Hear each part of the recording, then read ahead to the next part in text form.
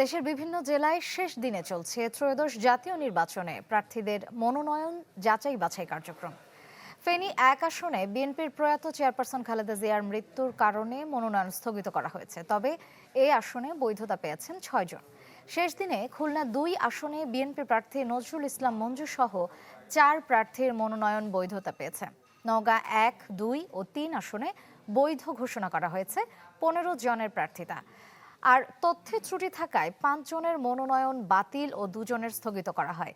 এদিকে কুড়িগ্রাম ৩ আসনে জামায়াত প্রার্থীর মনোনয়ন বাতিলের প্রতিবাদে ডিসি অফিসে হট্টগোল হয়েছে।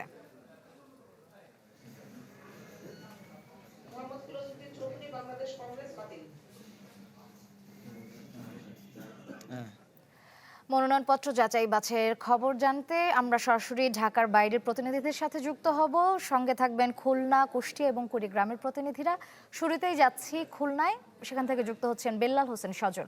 সজল, আমাদেরকে জানাবেন খুলনায় এই যে মনোনয়নপত্র যাচাই বাছাইয়ের আজ শেষ দিন, প্রার্থীদের প্রতিক্রিয়া কেমন এবং সেই সাথে ভোটারদের প্রতিক্রিয়া কেমন?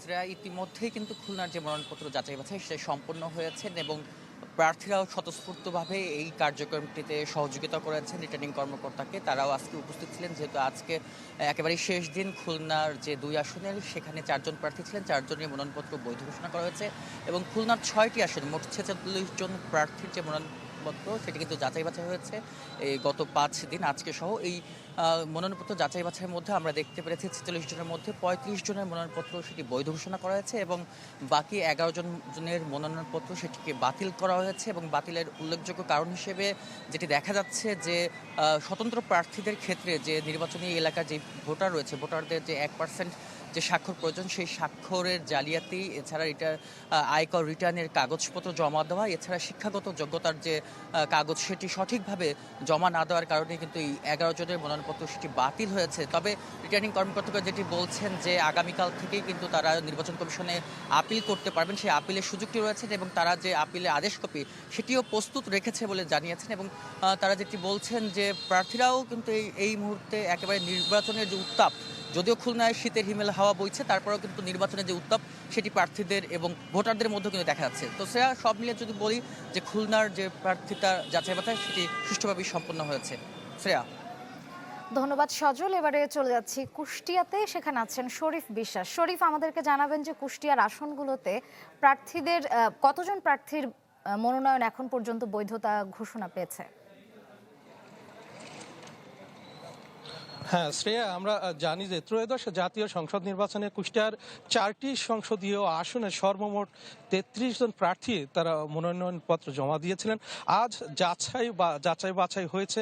আমরা যে সকাল ১০টায় কুষ্টিয়ার জেলা প্রশাসকের সভাকক্ষে এই যাচাই বাছাইয়ের যে কার্যক্রম সেটি কিন্তু অনুষ্ঠিত হয়েছে। এই ৩৩ জন প্রার্থীর মধ্যে ৬টি মনোনয়নপত্র কিন্তু বাতিল ৬টি মনোনয়নপত্র কিন্তু বাতিল হয়েছে। আমরা যেটি জেনেছি যে আসলে যে ৬ জনের মনোনয়নপত্র বাতিল হয়েছে এর মধ্যে ৪ জনই কিন্তু স্বতন্ত্র প্রার্থী এবং একজন জেএসডি এবং একজন অন্য এক দলের প্রার্থী রয়েছে। যে স্বতন্ত্র যে সমস্ত প্রার্থী মনোনয়ন বাতিল হয়েছে তাদের তথ্যে যথেষ্ট ঘাটতি অর্থাৎ অসঙ্গতি থাকায় তাদের মনোনয়নপত্র কিন্তু বাতিল করা হয়েছে। এছাড়া আমরা যে ২ জন স্বতন্ত্র প্রার্থীর মনোনয়ন বিশেষ করে জেএসডি এবং আরেকটি দলের যে প্রার্থিতা বাতিল করা হয়েছে তাদের হলফনামায় ত্রুটি থাকার কারণেই কিন্তু তাদের মনোনয়নপত্র কিন্তু বাতিল করা হয়েছে। এবং যেটি বলেছে যেহেতু আজ মনোনয়নপত্র বাতিল করা হয়েছে, যেহেতু তারা অ্যাপিলের সুযোগ পাবেন, সে কারণে আমরা বেশ কয়েকজন প্রার্থীর সাথে কথা বলেছি। তারা বলেছেন যে সবাই না, অর্থাৎ ২ থেকে ৩ জন কিন্তু তারা অ্যাপিল করবেন বলে আমরা জানতে পেরেছি।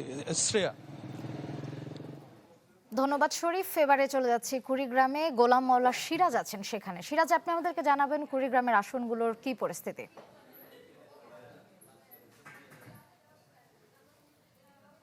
ছিল আজকে কুড়িগ্রামে কিন্তু ১-২ জানুয়ারি যাচাই বাছাই শুরু হয়। আজকে শেষ দিনে এসে কিছু যেসব মনোনয়নে আপত্তি ছিল, বিপত্তি ছিল সেই সব মনোনয়ন আজকে যাচাই বাছাই করা হয়েছে। তো আজকে কুড়িগ্রাম ৩ আসনের যে জামাতের প্রার্থী রয়েছেন ব্যারিস্টার মাহবুব আলম সালেহী, ওনার মনোনয়নপত্র কিন্তু গত 2 জানুয়ারি যখন যাচাই বাছাই হচ্ছিল, তখন রিটার্নিং কর্মকর্তার কার্যালয়ে আসলে অভিযোগই ছিল এরকম যে তিনি দুই দেশের নাগরিক, অর্থাৎ তার ব্রিটিশ নাগরিকত্ব থাকার একটি প্রমাণ পায় সে জেলা প্রশাসকের কার্যালয় বা রিটার্নিং কর্মকর্তার কার্যালয়।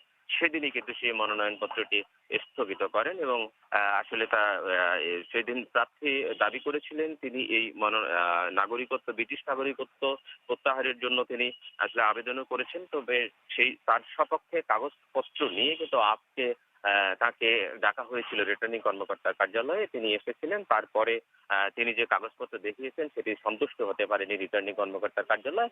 তার মনোনয়নপত্রটি কিন্তু বাতিল করেছেন।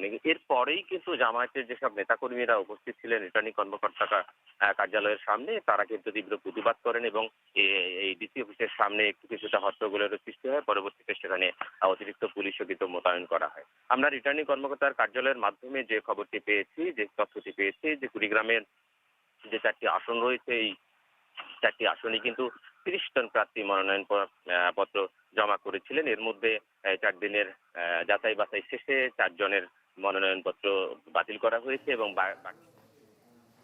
ধন্যবাদ সিরাজ।